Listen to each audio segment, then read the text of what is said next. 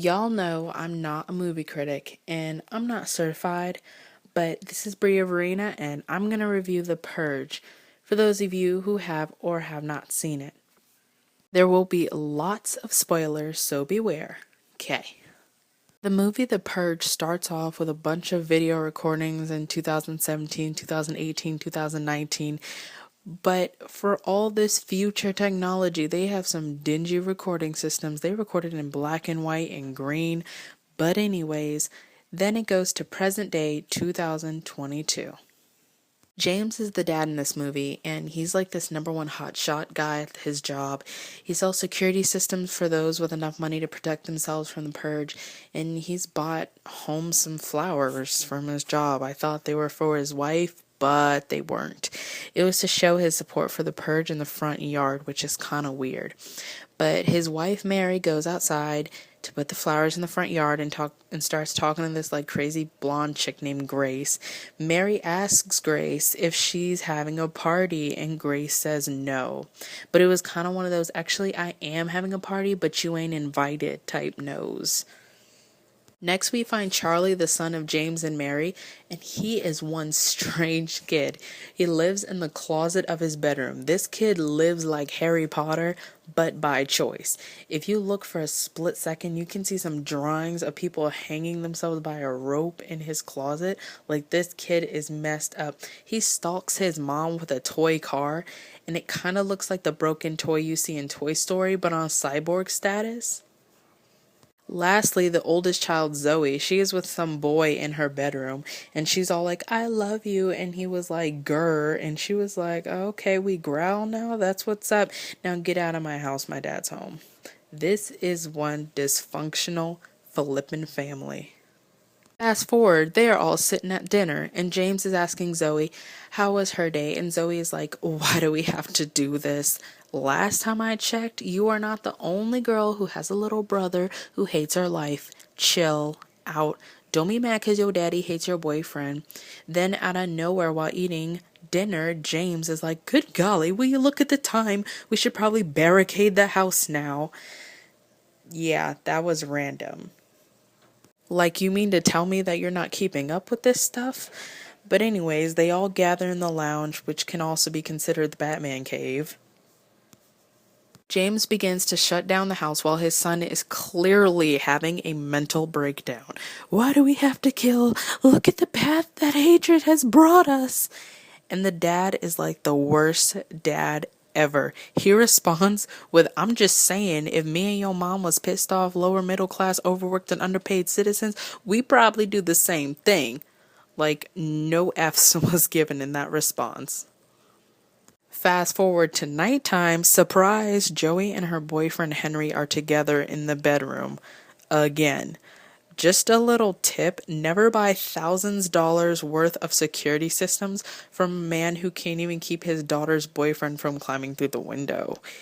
Anyways, Henry is telling Zoe, I want to talk to your dad about us, man to man, and tell him how much I love you. It's not like he can kick me out.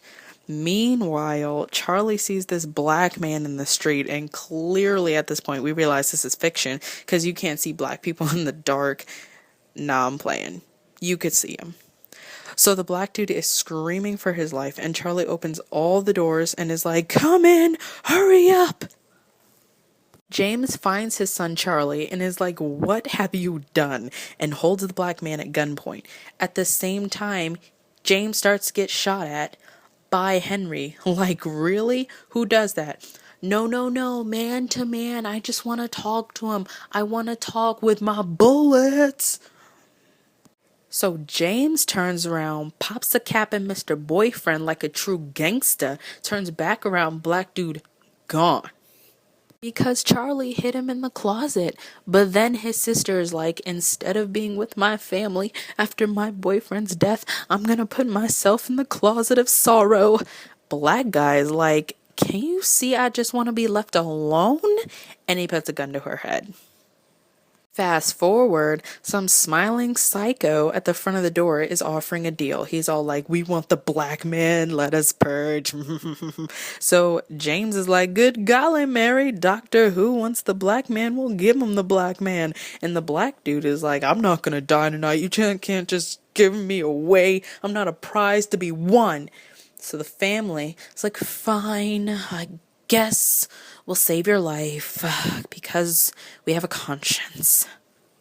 So Doctor Who and his teammates invade the house because they didn't deliver the black man, and James is doing a pretty good job at killing all the bad guys. At one point though, an intruder gets his butt whooped by James with a pool stick. I didn't know the purge included corporal punishment. I mean, who's the real black person here? Can't be whooping intruders, you gotta shoot them. I was left wondering if James was Medea in disguise.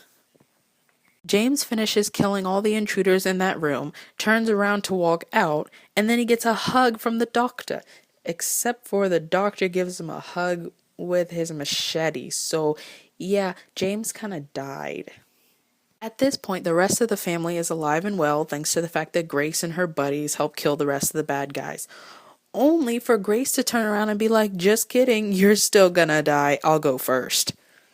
Thankfully, the black guy comes in to save the family by stopping Blondie and her friends, and the neighbors are like, "Okay, okay, we'll be good." So they're all sitting at the dining room table, waiting for the purge to end, and Grace tries to kill Mary one last time, not 5 minutes after they made that agreement, but hours later.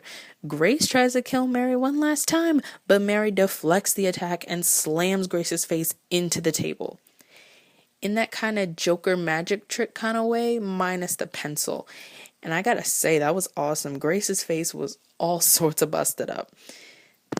And after that, everyone goes to their rightful homes because the purge is over, because Siri said it was over. Nobody said who the announcer's voice was, so I'm gonna assume it's Siri.